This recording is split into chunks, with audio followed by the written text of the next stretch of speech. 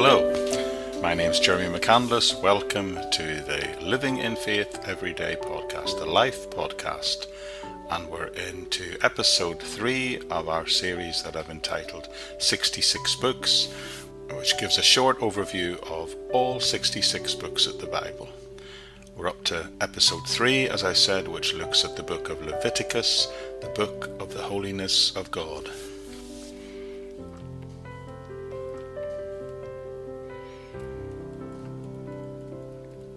Dr. Joseph Parker, in his introduction to his huge 1906 groundbreaking People's Bible Commentary series, said, "Considering it is embracing the history of just 1 month, this may be the most remarkable book in the Old Testament." In some translations, it's subtitled the Book of Atonement.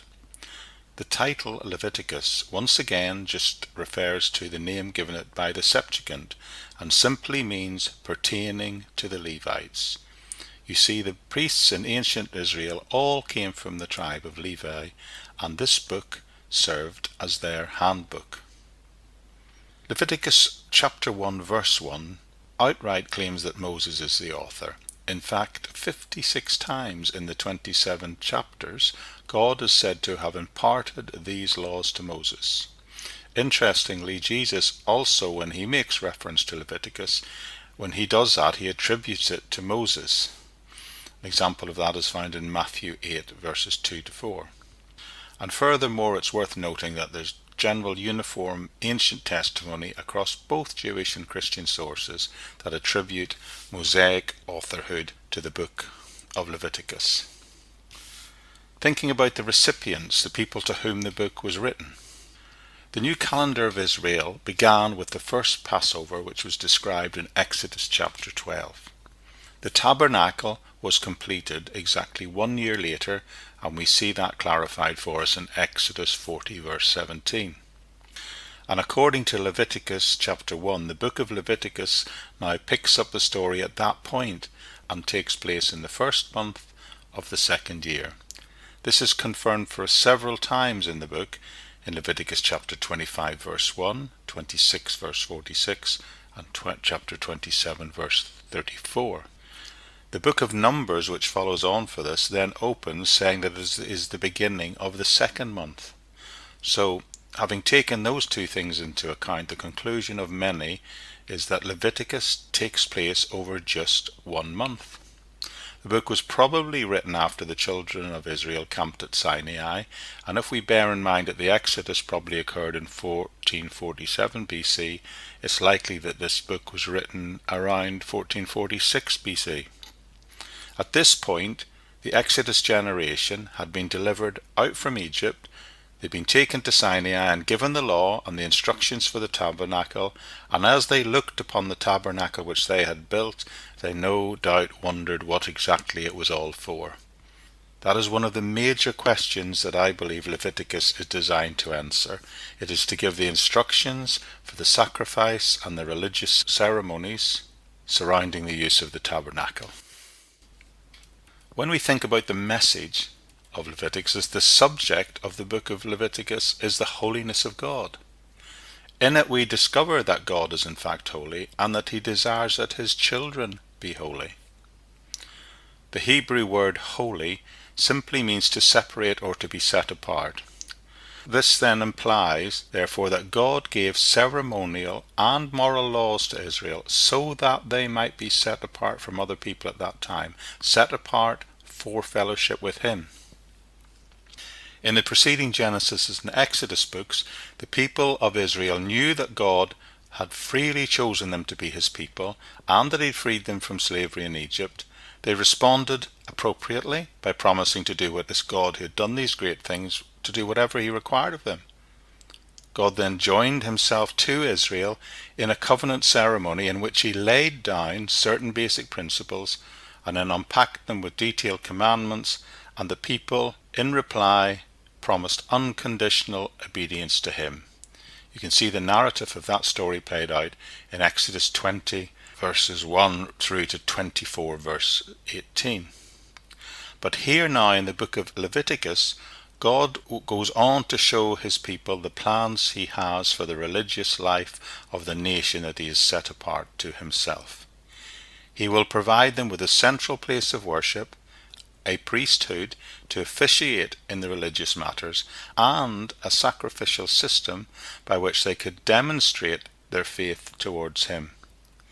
And to this he added an expanding body of laws to ensure that the priests and the people both were holy and pure in their relationship, not just to him, but with one another. Now, though Christianity today is not part of the Israelite religious system, and Christians are no longer under Israel's law, Romans chapter 6:14 and Galatians 5 verses 1 to 4 confirm that for us. Christians, however, can learn much from Leviticus as they understand those universal and timeless principles that underlie the specific laws given to that one nation for that particular time.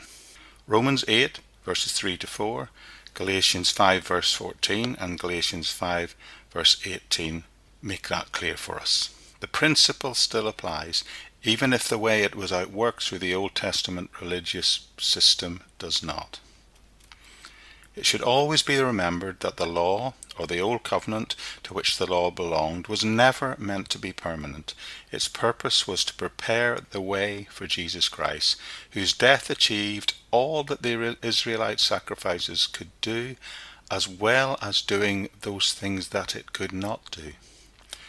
The entire sacrificial system outlined here was a means by which God taught people what atonement really meant.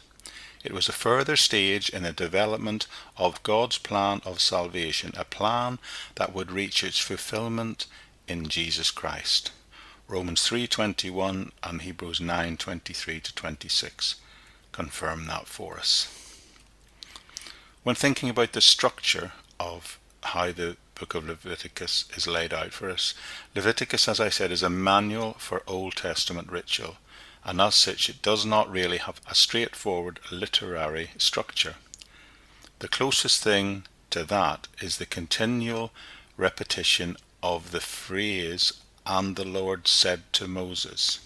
That phrase occurs 33 times and was also used by the creators of the King James Bible to mark most of the chapter and narrative transitions. So looking at the book, it falls into two great parts. Part 1 deals with the ceremonial laws for Israel's holiness, covering chapters 1 through to the end of chapter 16. And then part 2 is the moral laws for Israel's holiness, covering the chapters 17 through to the end of chapter 27. So the ceremonial laws for Israel's holiness cover initially the sacrifices in the first 7 chapters, then from 8 to 10 the priesthood, and then from 11 through to 15 we're given an insight into what is considered clean and unclean, and then in chapter 16 the Day of Atonement is explained. But the second half, which considers the moral laws for Israel's holiness, begins with moral laws concerning the people in chapters 17 to 20, then concerning the priesthood in chapters 21 and 22, then concerning the feasts in chapters 23 to 24, and then some moral considerations concerning the land in chapters 25 through to the end 27. So thinking about the purpose of this book, an obvious and immediate purpose of the Leviticus is to instruct the Exodus generation on how to perform the rituals connected with the tabernacle. At the same time, it must be remembered that the tabernacle was the dwelling place, the very presence of God. So the big issue in this book is not just the function of the religious system, but it's about helping people acknowledge the very presence of God in their lives. The purpose of Leviticus then can be seen as a manual to instruct the nation of Israel on how to live as a people in fellowship with God. So in summary, I would just say that Moses wrote to the Exodus generation to inform them that God gave ceremonial and moral laws to Israel so that they might be set apart unto him for fellowship, which tells us that God is holy and that he desires his people to also be holy, to be set apart, to be sanctified to him for fellowship.